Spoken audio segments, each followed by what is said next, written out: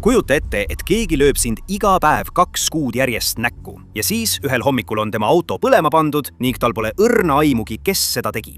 Täpselt seda ongi laheriigid Iraanile teinud. Wall Street Journal teatas esmaspäeval, et Araabia Ühendemiraadid viisid konflikti ajal salaja läbi sõjalisi lööke Iraani vastu, olles seega ainus riik peale USA ja Iisraeli, kes Iraaniga otseselt sõdis. Kinnitatud Araabia Ühendemiraatide rünnak tabas aprilli alguses Iraani Lavan saarel Pärsia lahes asuvat rafineerimistehast, põhjustas tohutu tulekahju ja halvatas suurema osa tehase tootmisvõimsusest mitmeks kuuks. Bloomberg teatas samuti, et Araabia Ühendemiraadid ründasid Iraani rohkem kui ühe korra. Sealhulgas korraldasid koos Iisraeliga koordineeritud rünnaku Iraani Baruji naftakeemiatehasele. Iraan teadis, et neid rünnati, kuid tal polnud aimugi, kes seda tegi, sest keegi ei öelnud sõnagi. Abu Dhabi vaikis täielikult.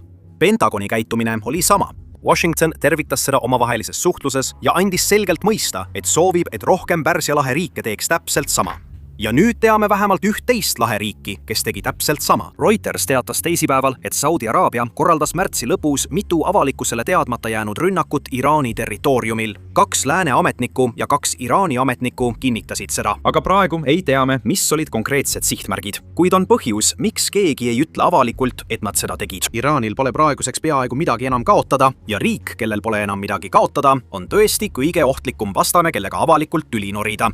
Laheriikidel on kõik kaalul. Nende majandus, infrastruktuur, rannikul asuvad, inimesi täis linnad täiesti kaitsetult. Oleme juba näinud Shahedi droone lendamas vaid mõnesaja meetri kaugusel Burj Khalifast. Ei oleks vaja palju, et need põhjustaksid korvamatut kahju millelegi asendamatule. Kui sul on nii palju kaotada ja sinu vaenlasel pole enam peaaegu midagi kaitsta, siis selle võitluse alustamine lihtsalt ei ole seda väärt.